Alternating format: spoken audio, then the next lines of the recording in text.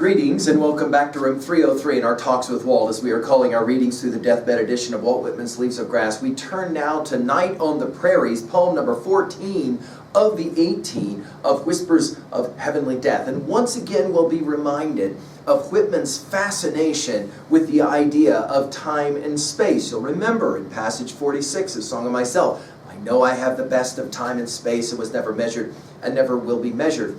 Here in this poem, the prairies, one more time, will represent, symbolize the amazing geography that space will include when he uses this word. Now, our assumptions are that you've been following our stuff at learnstrong.net, down that left-hand side, Talks with Walt, our playlist, and that you've been reading with us from the very beginning, so that, for example, when we reference his use of prairies, as we'll comment on it here in a second, you've heard this already, and these echoes, we start to hear them more and more as we finish with the last 135 or so poems of Leaves of Grass.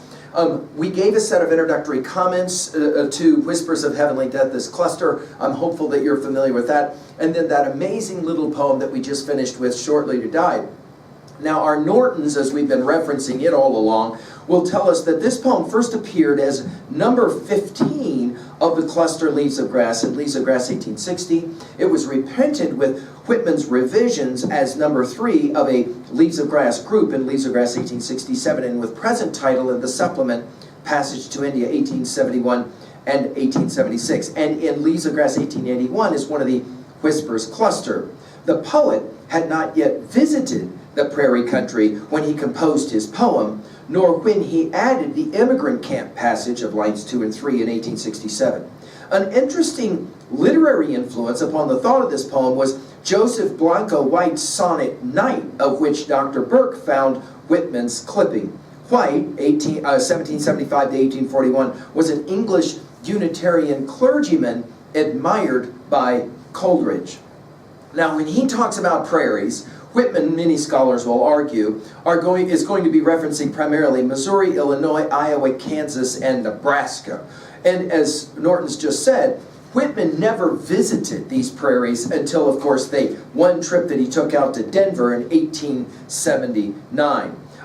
In his Democratic Vistas of 1871, he said that the nation's future capital would be refounded in its heartland. It's an amazing idea. He also said in Specimen Days of 1882 the following. He said that the stretches of buffalo grass and wild sage in the country's Midlands are, quote, North America's characteristic landscape, exceeding the beauty of Niagara Falls, Yosemite, and the Upper Yellowstone. He said as well that the pure breath, primitiveness, boundless, prodigal, and amplitude of the prairies inspired several poems, and of course we know these as Prairie States, The Prairie Grass Dividing, Night on the Prairies, and A Prairie Sunset. He even went so far in Specimen Days to say it this way: with the far circle line of the horizon, all times of day he equated with the Great Plains. And in this regard, scholars have pointed out that the expansive consciousness that he plays with is in fact kind of represented by these plains. Now, what I find fascinating about this poem is that it sits in Whispers of Heavenly Death for reasons that I think will become self-evident as we get on into the work. Night on the prairies. Night on the prairies. The supper's over, the fire on the ground burns low. The wearied immigrants sleep wrapped in their blankets. I walk by myself. I stand and look at the stars, which I think now I never realized before. Now I absorb immortality and peace. I admire death and test propositions.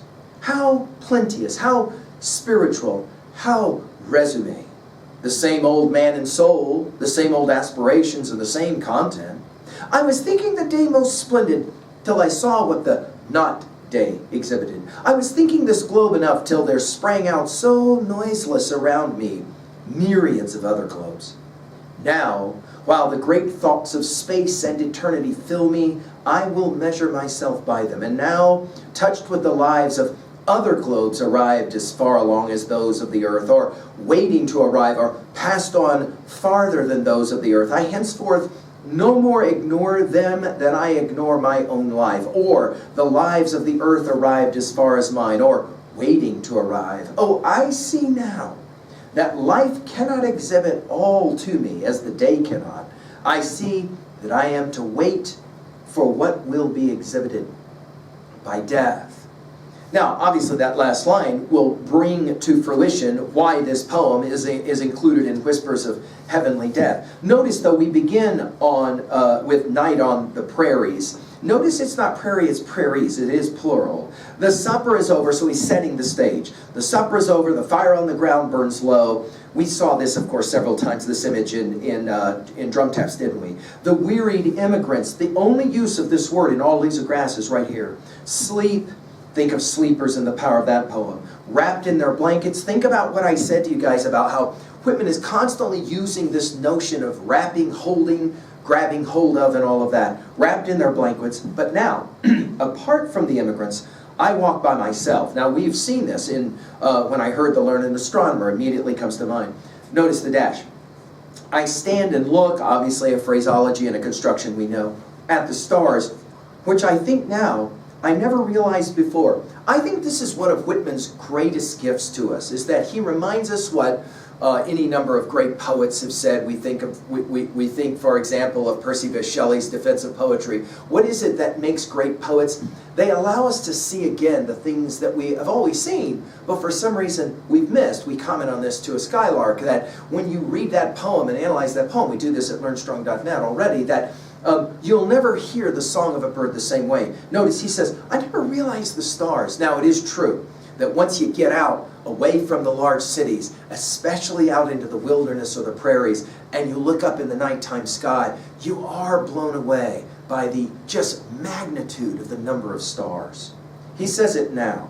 Now I absorb. Isn't it interesting that in a set of poems called Leaves of Grass, the word absorb here gets used. I absorb immortality and peace. You'll remember that he says, no array of terms in passage 48 of Song of Myself, no array of terms can say how much I am at peace about God and about death. And here it is, back to peace.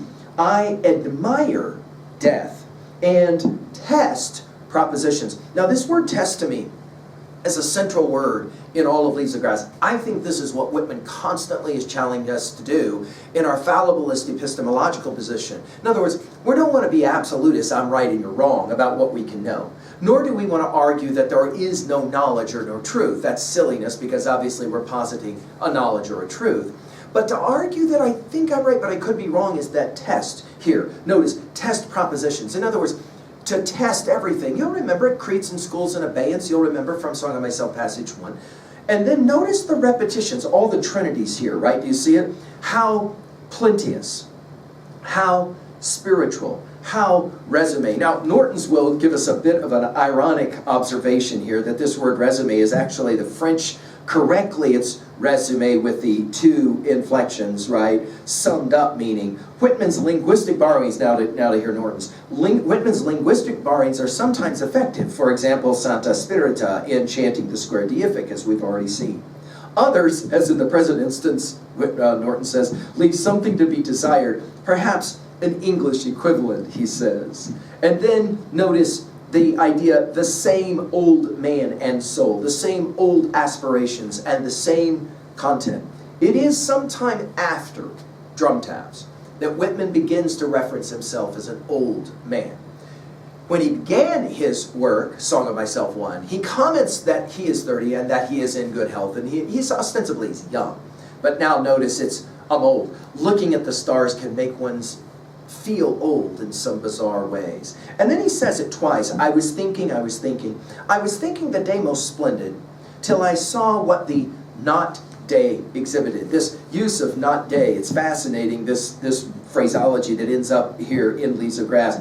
Norton's will tell us that in philosophy, the classic distinction between the me and the not me is two entities within the whole of reality. Whitman's magnificent dichotomy mounts in stages of contrast, of earth light with what is beyond earth's darkness, of measurable space with eternal time, of earth life with life on other globes, and finally of knowledge of life with knowledge of death. It is quite remarkable that Whitman as philosopher plays this game with this, the not day exhibited. I was thinking this globe enough till there sprang out. We're familiar with this use of this spraying, suddenness, right? So noiseless, think of noiseless patient spiders, around me, myriads of other globes. And we've heard his use of the word myriads as well as we said, globes. Now, notice he keeps repeating this now. Now, while the great thoughts of space and eternity fill me. I think, you'll remember that in Keats's Ode on a Grecian Urn in Part 5, he says, we've given full lectures on it at Learn Strong, but he says, you'll remember that this urn teases us out of thought, as doth eternity. I think the echoes here are fairly obvious. Now, while the great thoughts of space and eternity fill me, I will measure myself by them. Fascinating, given that, again, in Song of Myself 46, he says that I never will be measured. And yet here, I'm going to measure myself, and then another, now the final now. And now, touched with the lives of other globes arrived as far along as those of the earth, or waiting to arrive, or passed on further. Again, this is the transcendent include evolutionary view than those of the earth. I henceforth, you'll remember his use of the word henceforth in Song of the Open Road 1. I henceforth no more ignore them than I ignore my own life. In other words, I'm ready to pay attention to the night the way I've always paid attention to the day. You'll remember that he said in an aside that I am always for the sunny side of life. Now he's going, as he's beginning to age, at the end of Whispers of Heavenly Death, he's going to begin to pay attention to the night just as much. Or he says, the lives of the earth arrived as far as mine are waiting to arrive. He says it. I see now, the last of the nows, that life cannot exhibit all to me as the day cannot. I see that I am to wait for what will be exhibited by death. Of course, this use of the word wait takes us back to Whitman's contemporary Longfellow in Psalm of Life. Let us then be up and doing with a heart for any fate, still achieving, still pursuing, learn to labor, and what does he say? And to wait. In other words, the goal has got to be patience at some point, and looking up at the stars will be for him this mystical experience, which again takes us back to, of course, this idea of when I heard the learned astronomer passage. Now, what are we going to say about this in terms of 2a? Well, I think that he's going to argue that life and death, they're both equally informative. Yeah, day is informative, but so is night. And night is equally as valuable, as we commented in our study of the sleepers. At the 2b here, I love all the trinities of this poem, right? Whitman, the immigrants, the stars, how plenteous, how spiritual, how resume, the use of the word, the phrase of the same 3 times. I find that fascinating. The trinities, in other words, that are ever present, which obviously takes us to our study of at St. Augustine's Confessions. I mentioned Psalm of Life. Emerson's Oversoul in Circles comes to mind, as does Thoreau's Walden as well. I think all of those will play the same kind of analog of how there is day, but there is also night. And Thoreau does an outstanding job. We've given full lectures on Walden at learnstrong.net. Thoreau does an amazing job of playing both sides of that yin-yang symbol, as we'll sometimes reference it. Finally, 3b, how are we going to own a poem like this? Well, how about this one? When was the last time that you were just blown away by looking up at the stars? And how did it bring about in you a sense of reverence, a sense of awe? Can we say that? And how did it make you feel, at the same time, expansive and small? It's remarkable. Kind of like reading Leaves of Grass, right? Thank you.